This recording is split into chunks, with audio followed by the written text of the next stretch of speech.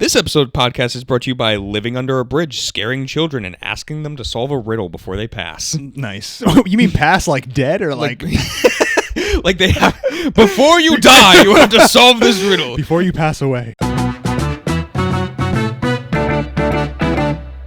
Ladies and gentlemen, welcome back to Roll the Credits, the podcast, the only podcast where we might be dead. We might. We're a bit of a cinema Yeah. at this point. Yeah. And we are here to talk about, is cinema dead? And I think that's an interesting topic because, like, at this point in 2023, movies have become in a strange place. Mm-hmm. And it's funny because it's like, I also had watched, like, I was watching, it's not a recommendation, but maybe at some point, there's this YouTuber that I really like called Papa Meat. Papa Meat? Yeah. M-E-A-T? M-E-A-T. Okay. So he makes like a lot of like animation stuff of like weird, creepy shit that I like. But he also does like a lot of like movie review type things. Okay. And there was a video that he did where it was, him kind of like rating and showcasing like trailers of like a bunch of movies that are coming out this year. And as I was watching it, I was like, wow, I am really not interested in like 95% of these movies that are coming out. Yeah. And it dawned on me where it's like, that's a problem. Mm-hmm. That's an issue where it's like 10 years ago, I probably would have been excited for like 95% of the movies coming out. Yeah. And now it's completely flipped. Mm-hmm. And I think like it all stems too from like, I'm sure you've looked at it too, but there was like an interview with Martin Scorsese. Oh yeah, I'm very familiar with Martin Scorsese's stance on the current stance of what cinema is. Well, right yeah, now. because you take that whole thing of like the Marvel movies aren't cinema thing, but like he did say that like cinema is in danger of becoming extinct. Yeah. And I think that's also where it stems from too, where it's like this is a topic that needs to be kind of talked about. Tarantino also said kind of like the same thing too. Tarantino has pretty much said that he believes that right now we are literally in like the worst. Yeah. The dark ages yeah, of film. Yeah, like since whatever, like the fucking 80s, you know? So, to do this, I kind of like broke it down into like three separate things for like how it could be dead, and then basically like two things of how it could not be dead. Okay. So three things of like how it could be dead is quality, the platforms that it's on, which we kind of touched on a little bit when it came to like is streaming like killing cinema? Yeah. Which, if you haven't seen, that's on our previous channel. So check that out. And then interest. Yeah. The personal interest of us. Mm-hmm. So Let's talk about quality. quality is first up. Quality has not been the best as of late. And that was where I started to notice a lot from like the Papa Meat channel, like of that episode, where it's like, it's a lot of what's coming out right now is like sequels, reboots, like renewals of like Existing IPs, because basically. the simple thing is that studios have realized that is what's making money, right? Yeah. That is what is bringing in the biggest dollars. Mm-hmm. So original content, original films, and original stories are not, because people don't have anything to base it off of, right? Exactly. So you have an existing property like a Star Wars that is a franchise that has toys and lunchboxes and backpacks and Legos. Legos is a big one. Which is a toy. Well, yes, but if you get Legos, then you've become something. Right. And not only does it have toys, it has theme parks and all of these things that it can generate millions and billions of dollars. Yeah, it's very marketable, and that's like the issue with it. Yeah. And that is my biggest issue with where we're at right now, is sort of the Disney-ification of what's going on, because Disney owns like Marvel and, you know, Star Wars and all of that.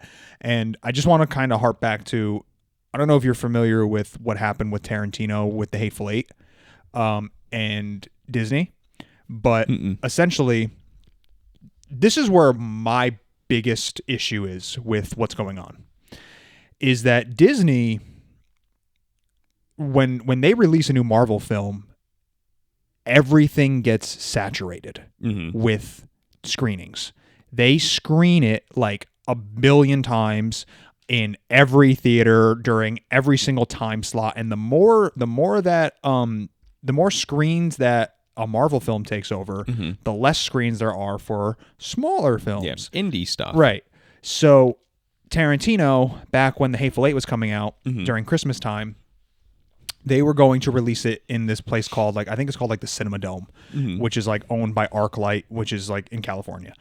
And they had a deal with, ArcLight had a deal with Disney and with The Hateful Eight. And it was, hey, okay, we are going to show Star Wars, whichever one it was at that time. We are going to show it until this day, and then after that day, it's going to go over to The Hateful Eight. And then Disney came over and was like, hey, no. We want it longer. We want it for the entire month of whatever, December all the way into January. Yeah.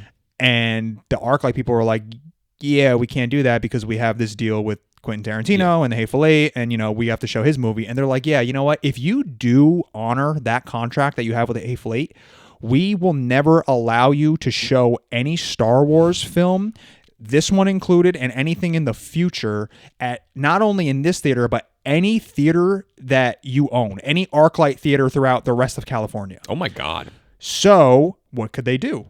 I mean, Disney is one of the biggest names ever. That is going to generate so much money for the theater that they have to. They have to do it. Yeah, because that's the fucked up thing where it's like your hands are tied, because it's like if you decide no, you lose out on like a good 70% of your profit. Yeah. And that's not good business, right? So that's my issue with what's going on right now, because everything that is being released that studios are throwing, you know, hundreds and hundreds of millions of dollars at are these existing properties, and you're not giving these more story driven, like, narrative pieces any budgets, right? I mean, we're looking at it now, and I mean, a good example is what M. Night Shyamalan just released with The Knock at the Cabin with Dave Bautista and whoever else is in that movie, right? Like, it's mainly just Bautista. I think it was Universal. I think that's a Universal joint, and they were like, "Oh, we're gonna make it for like $20 million," right? And like that's pretty low cost when it comes to movies, right? Because I would imagine that they were taking like the Blumhouse kind of like theory of like, "Hey, we're just gonna fucking churn out movies and we're gonna make them for a couple million, and then they're gonna flip a few million, and then we're gonna get a profit, and we can just keep this train rolling," right? Exactly. It's like that's where we're at right now, which is small budget movies that can eke out a profit, you know, a handsome profit for the budget. Yeah. And then we can like keep this thing going, because we're not getting these $90 million movies anymore, because The Northman, Robert Eggers' The Northman is a great example of it, which is that, you know, it was made for about 90. I think it brought in like 70. So they lost like $20 million on that, right? And not to say that it was a bad film. I think it's a very, very good movie, actually.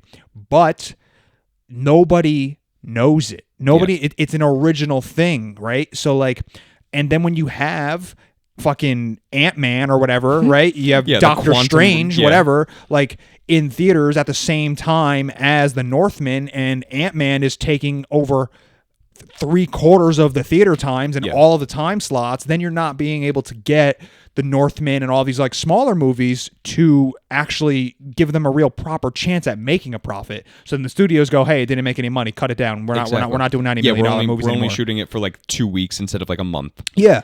And like that's the thing too, where it's like, I remember, I don't know about you, there was like this weird sweet spot like a couple of years ago. Like anytime you would go to a movie theater, it would be like the trailers leading up to the movie that you're going to see would kind of be in like that same genre. Yeah. So it's like if you're seeing a horror movie, they're going to show you horror like trailers.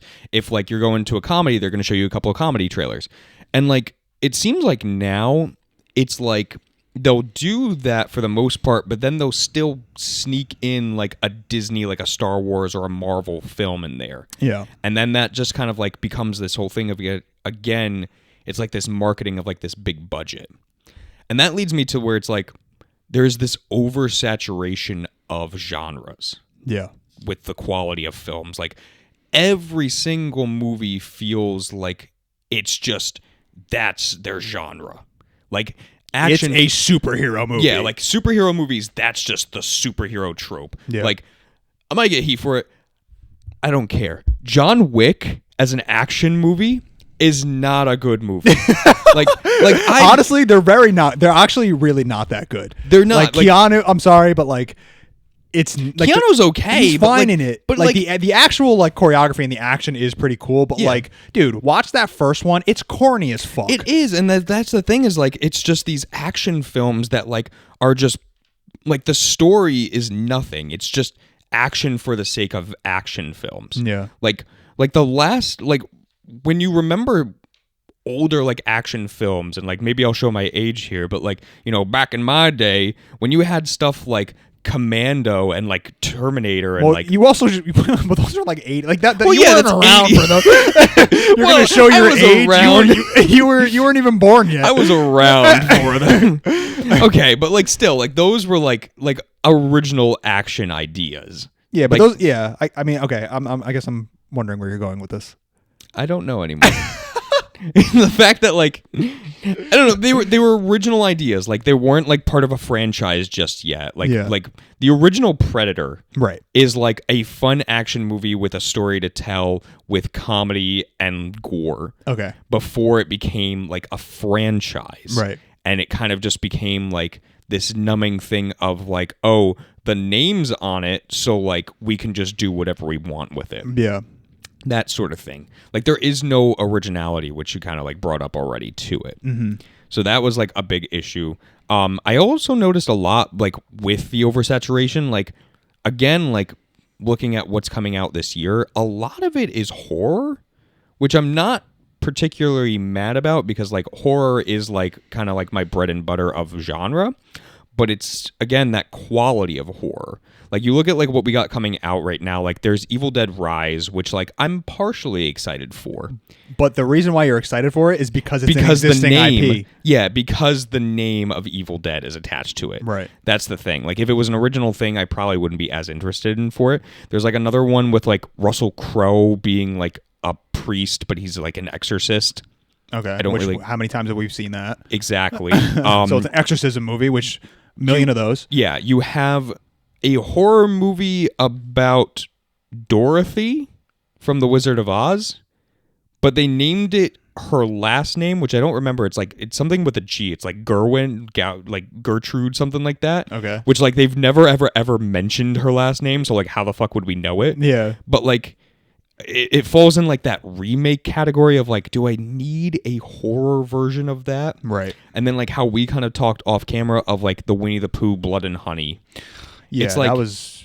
Yeah. It's- If you haven't seen that trailer, watch that trailer. Yeah, it's pretty bad. It just becomes like this thing where it's like, I guess in a sense it's original because you're making it a horror movie, but it's Still an you- existing IP. yeah, you're still creating something. Like you're still just using something that's already been created to make this. Yeah, and like that's the reason why that movie is going to make money, or it already has, right? We looked up the budget in the box office, right? It was made for like $100,000, eked in like $2 million, Exactly. and Because of the name. because of the name of like, oh, people are going to want to watch this because they grew up with Winnie the Pooh, right? So even if it's a shit movie, that doesn't matter because people are going to be like the nostalgia effect. that, and like they're just going to be curious as to like, oh my god, like it's Winnie the Pooh and now it's horror. Like it's a decent business model, from a money making standpoint. Yeah. Absolutely. But like, let's be honest.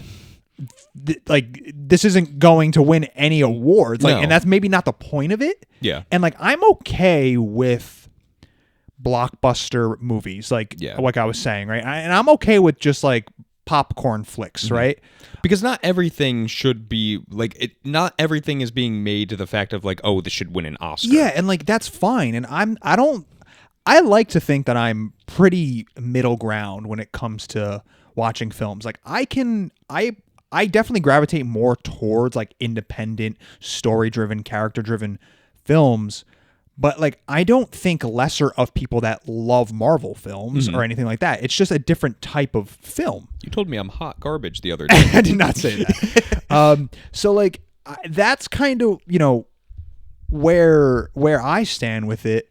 But let's be honest, like the simple fact is that even though these Marvel films are getting, they're being made for $250 million. If you want to talk about quality, like, dude, some of these movies that are being released and they're like, yeah, no, just push them out. Like, they don't look good. Like, the CGI looks like, wow, that should have maybe taken another few passes over. And like, the stories are just like not that good anymore. And it's like, man, what are we doing here? I mean, it's just like they're just pumping out like multiple a year. And it's like, maybe you should hit the brakes on it a little bit and like actually write something that's decent, and not overwork your fucking people and just be like, okay, hey, we need the CGI because dude, you look at some of these trailers, like the trailer alone, you're like, that doesn't look very good. Yeah, and that's always been like the problem with me with like Marvel. Like I'm a big Marvel fan. I was like a huge fan like for seeing like all the movies and everything, and then it was like, and this can kind of like gateway into like the platform issue where it's like, when Disney Plus came out and they were like, oh, okay, like we're releasing like all these like specific movies and TV shows for Disney Plus only. And then it becomes like, it was always this cool thing with Marvel where it's like, everything kind of like leads into another. Like you have to watch this movie to kind of get what's going on in this movie. Yeah. And that's great. That's fine because like that's a really cool tactic where it's like you can get your audience involved with like, okay, they need to watch this to understand like the final thing. Like, like you can't understand what happens in Infinity Wars if you didn't watch Civil War. It's like, I get that. But like this oversaturation of like the TV shows is like, I just can't keep up. And like, if I'm not interested really in one, then do I just miss out to the point where it's like I can't keep up. So like I just haven't watched anything Marvel in like a good 2 years.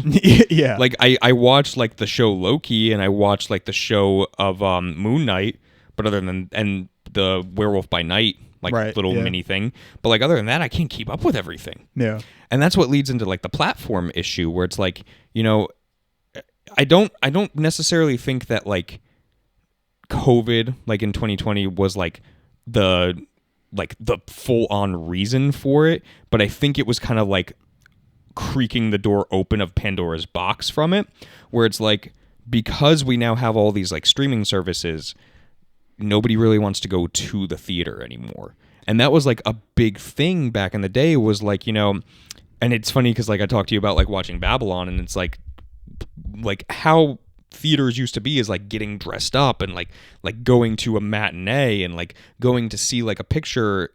It felt more like an event. Yeah. And then like as we were kids, like going to the theaters was like a nice treat. Like, oh, like, it's a Friday night, let's go to like Pizza Hut and get like a slice and then go over to the movie theaters to catch it at like 7. Yeah. And now it's like, oh, we can just watch a movie whenever.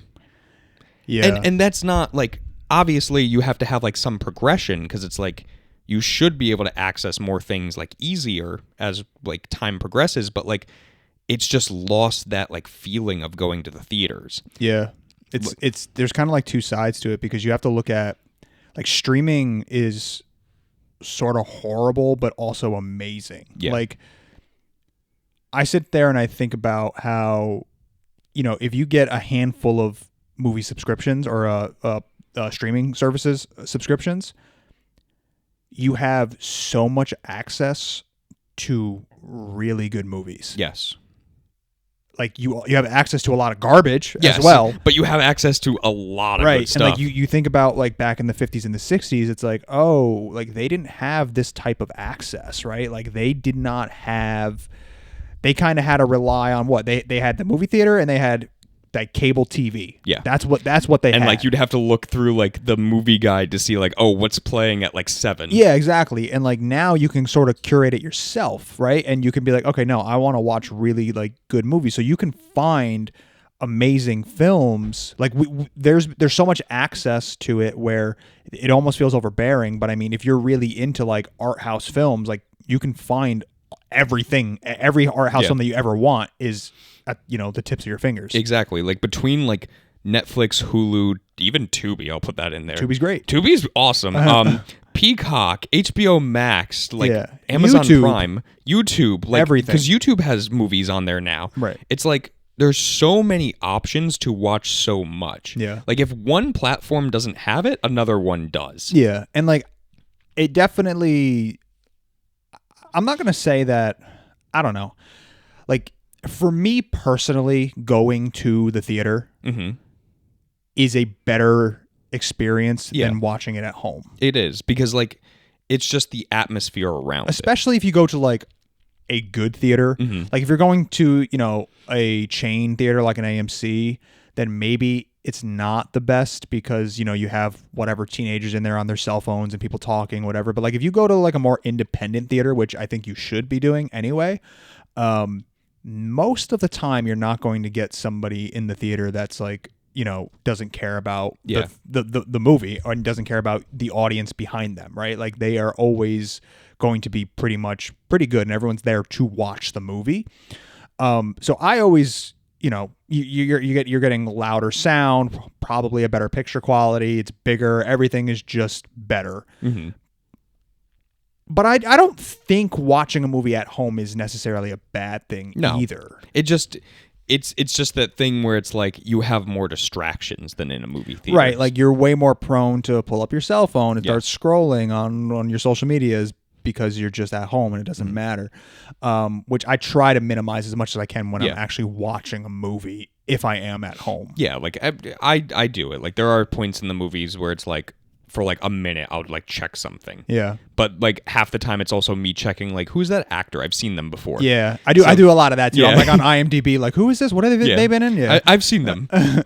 But yeah, like same thing, like, and it's kind of weird too because it's like I saw like this study done by like Wolf Street where it's like in the US since like 2002 ticket sales have declined from 1.58 billion to 224 million in 2020. Yeah. So that's a significant drop. And it kind of shows because like again I don't think that like COVID was the catalyst for it. Right.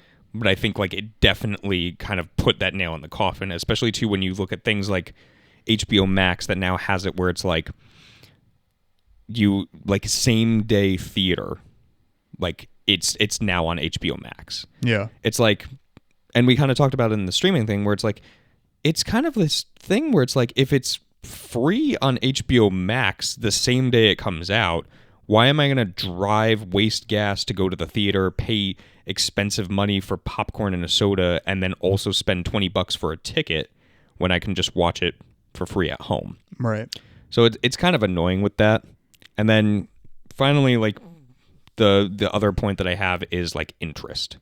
Like nothing is making me interested nowadays. Yeah. I mean, yeah, it's definitely tough. It's tough to find the movies that you and I are personally more interested in. Yes. Because if you're interested in Marvel films and like that's like what you love, then like you're fine, right? Yeah. Like you're totally great and like that's great for you. But like for us, I don't remember what movie it was, but there was a movie that was coming out that was like more independent. It had Colin Farrell in it.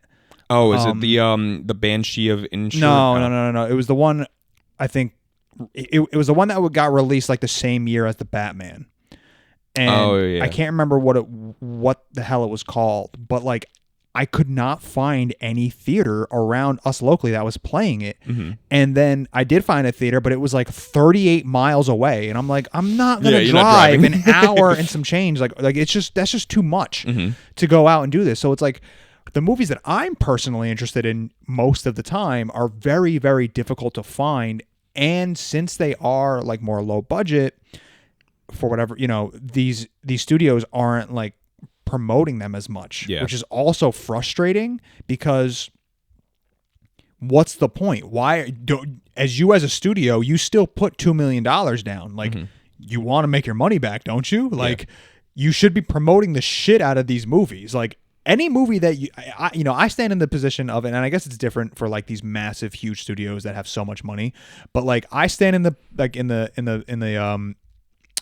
line that if you're a studio and you are making a movie and you're putting your money down, then you should promote it and you should stand by it and you should like release it and want it to be as successful as possible, instead of being like, hey, yeah, we made this small movie, but then we also have this massive Matrix movie coming out. Like You should promote them the same. promote them both. Like Push both of them for SummerSlam. yeah. So like that is very annoying for me. Yeah, like that's the big thing where it's like the interest, like besides like a couple of like actors and like directors that like have piqued my interest that I'm like looking to see like what they come out with. Like Bay is Afraid is probably like one of the only things that I'm actually looking forward to this year, and that's because it's by Ari Aster, yeah. and because it's starring Joaquin Phoenix. Yeah.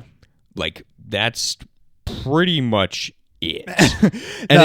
There's definitely a lot of movies I think that are coming out that are more in like that line of like independent, but they're way more difficult to find. Yeah, and then that's the other thing too, where it's like there's nothing more disappointing in my opinion than like a film that like you've been looking forward to and then you watch it and like it's not for you. It's not the one that you thought it was going to be. Yeah. Like I remember like I think last year or 2 years ago we were talking about it where it's like I'm thinking of Ending Things. Like I watched the trailer and I was like, man, this is like really, really cool. And then right around the same time was like the movie The Devil All the Time with like Robert Pattinson and Tom Holland. And I'm like, oh, they're in more of like a serious role. Like this is going to be awesome. And like both movies just flopped for me. Yeah. Like I watched both and I was like, man, I can't catch a break. So it's really annoying where it's like you can't, like even the movies that you are interested in you're kind of like walking on eggshells because of the last two things of like platform and quality of like what could this entail. Yeah. However, though, I think we're also like in a renaissance at the same time. We are like it's the weirdest thing because again, like this kind of brings into the point where it's like cinema might not be dead, is because cinema is subjective. Like what you like is not what I like. What we like is not what other people might like. So it's like even though you have like all these things that like we've just talked about, there is the fact that it's like there's at least going to be something out there for everybody. Yeah. There's going to be something like Skinamarink was for us. It's not for everybody. Yeah, but the fact that like a movie like Skinamarink even exists and got a proper theatrical release and actually made money, like that means something. That's a win. Yeah. Like you look at like Brendan Fraser, who like Darren Aronofsky got to do The Whale, and like watching that film, like I don't think it's perfect, but I think it's a very good film. Yeah. And for him to kind of basically be like, haha, take that, to winning Best Lead Actor for an Oscar, which good for him. Yeah. Deserving. Again, it kind of shows that like there's something going on right now where it's like, even if you get, it's like a needle in a haystack. Like you get like 10,000 like shitty films that come out. You get that one, and it just makes it all worth it. It makes it all worthwhile. Where it's like, okay, I did get to see this. I went to go see this movie in theaters. Yeah, and it meant something. It had like this effect on me. Like the amount of times that you've talked about where it's like the memory that you have of seeing this movie because you went to the theaters to see it. Yeah, it's the best feeling ever. I guess the thing for me is also that while yes, there are all of these, big blockbuster movies coming out, we are also in a time where like some of the most experimental and strangest and bizarre and like head churning fucking movies are being made. Like think about Men. Yeah. Like the fact that Men was made and released and like we saw a man give birth to himself 8 times. Yes. Like that's insane. 10 years ago, this would have never been released in theaters. Yeah. And like, or I look at Cronenberg's Infinity Pool. Yeah. Like, or even like Possessor, Infinity, like all of these movies are so interesting and weird. And like the fact that they are still being made gives me hope. Like it really, truly gives me proper hope that like we are not dead yet. My answer to the question of is cinema dead is no. Yes. My answer is it's changing, and it has changed over the past like decade. Yeah. Like the past decade or two, it has changed dramatically, but I don't believe that it's dead. don't think that it ever will be dead, but it's going to be harder and more difficult to find the stuff that we're kind of talking about, right? Like movies that we really like. And that's okay. Yeah.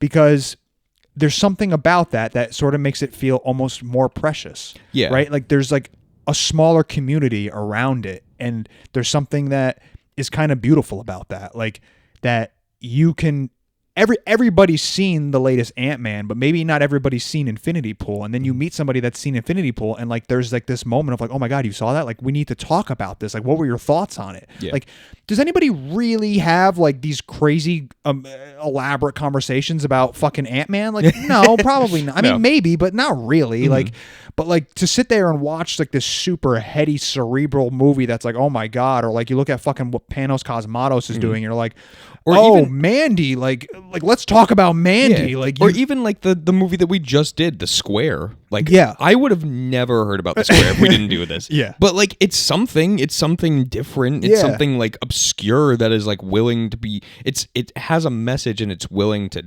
be something that people talk about. Yes, and that's the thing where it's like for me, as long as a director writes something down, as long as he picks up a camera, as long as somebody goes to see it, cinema isn't dead. Yeah.